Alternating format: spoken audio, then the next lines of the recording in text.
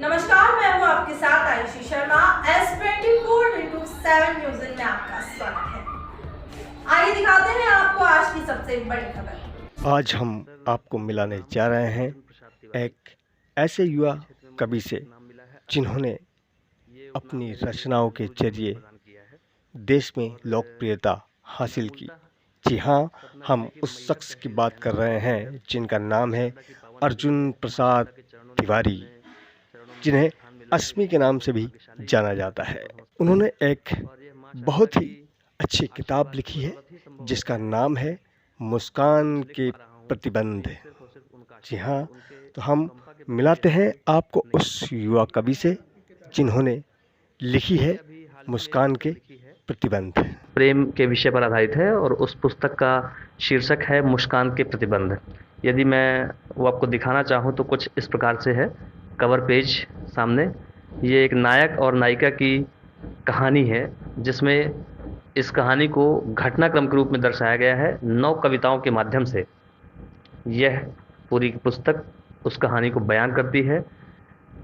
दोनों का प्रेम अचानक से शुरू होता है और विभिन्न आयामों से गुजरता हुआ, अलग अलग परिस्थितियों से गुजरता हुआ एक अंतिम मोड़ पर पहुंचता है, जो इस पुस्तक में 9 कविताओं के माध्यम से दर्शाया गया है। सर, ये क्या है? जैसे कि हमने आपने मुस्कान के प्रतिबंध, मुस्कान के प्रतिबंध इससे नाम दिया है जी। ये क्यों दिया है? ये सर, इसका मर्म ये है, मुस्कान के प्रतिबंध शीर्षक जो आया है, चूँकि नायक प्रेम करता है और नायक अपने प्रेम की अभिव्यक्ति कर चुका होता है।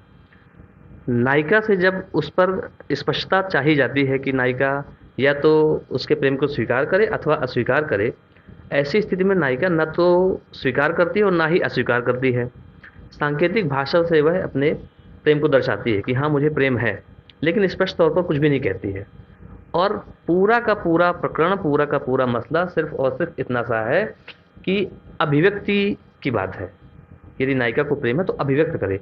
किसी भी प्रकार के दैहिक प्रेम की इस कहानी में कहीं कोई आवश्यकता ही नहीं है और नायक भी किसी प्रकार की दैहिक मांग कुछ नहीं करता है इसमें, इस कहानी में, ठीक है। लेकिन नायिका न तो स्वयं कहती है।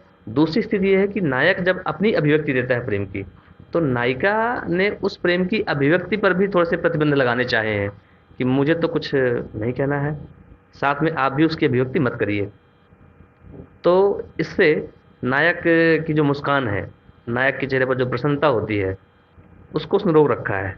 तो नायक ने नायिका को मुस्कान नाम यूं ही प्रतीकात्मक रूप में दिया है। नायिका का नाम कुछ भी है या कुछ भी हो सकता है, लेकिन मुस्कान नायक द्वारा दिया गया नाम है। और ये प्रतिबंध चूँकि नायिका ने लगा रखे हैं नायक के प्रेम पर, नायक के प्रेम की अभिव्यक्ति पर, इसलिए पुस्तक का शीर्षक दिया गया है मुस्कान के प्रतिबंध। जी, इसको कहानी की बजाय आपने कविताओं में रच दिया इसका? जी हाँ, ये चूँकि एक कहानी है जो घटनाक्रम में है, तो चूँकि कविताएं लिखने का मुझे शौक़ मतलब मेरे विद्यार्थी जीवन से रहा है और मैंने कविता को ही अपनी पसंदीदा विधा के रूप में चुना है। तो कविता से ज़्यादा लगाव होने के कारण मैंने इस पूरे घटनाक्रम को कविताओं के माध्यम से प्रदर्शित किया है।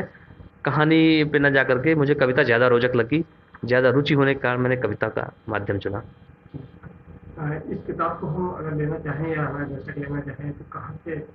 ये पुस्तक आपको अमेज़ॉन, फ्लिपकार्ट और गूगल ई बुक्स पर बड़ी आसानी से, सरलता से उपलब्ध होगी। यदि आप लेना चाहें तो इसको गूगल ई बुक्स या कि अमेज़ॉन या कि फ्लिपकार्ट पर सीधे इस पुस्तक का शीर्षक जो है मुस्कान के प्रतिबंध लिख करके जैसे ही आप सर्च करेंगे, पुस्तक आपको वहाँ पे आसानी से मिल जाएगी। ये कौन सी किताब है आपकी? प्रथम? यह मेरा सर पहला प्रयास है। यद्यपि कविता लिखने का शौक़ मुझे अपने विद्यार्थी काल से, जैसा कि मैंने कहा कि विद्यार्थी जीवन से ही मैं कविताएं लिखता रहा हूँ स्वतंत्र रूप से, अलग अलग विषयों पर।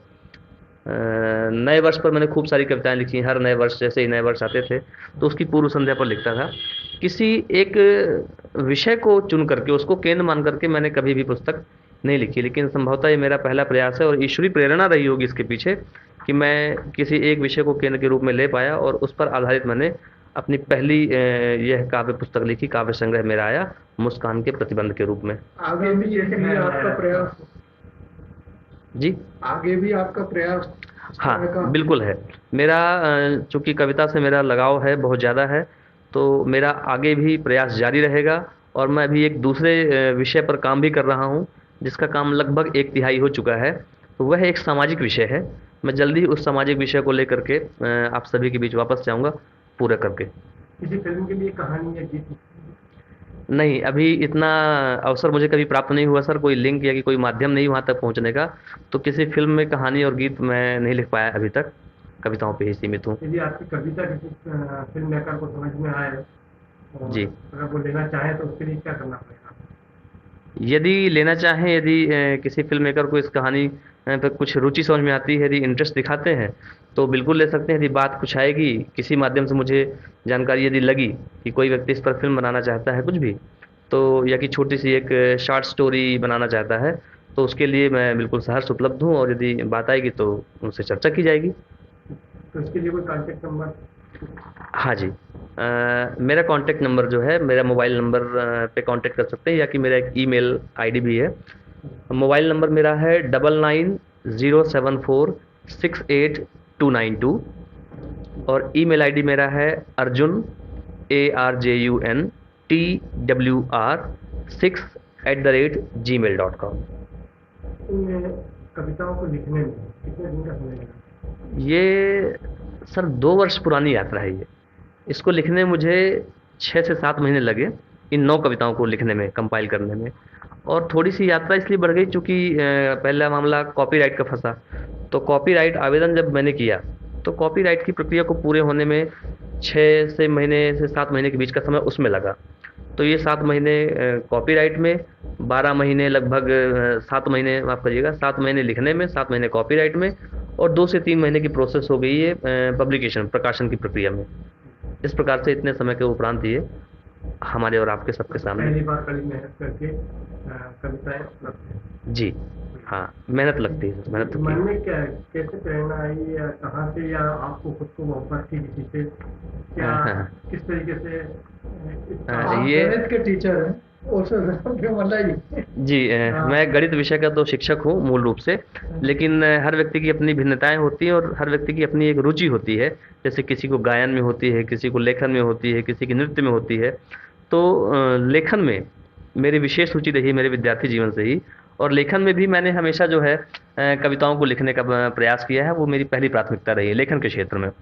तो यहाँ से तो गणित के विषय, गणित का विद्यार्थी और गणित का शिक्षक होने के बावजूद भी मैंने कविताओं को खुद से जोड़ करके रखा। मेरे गुरुजी का आशीर्वाद था, तो उनके कारण ये सब संभव हो पाया है, पहली स्थिति।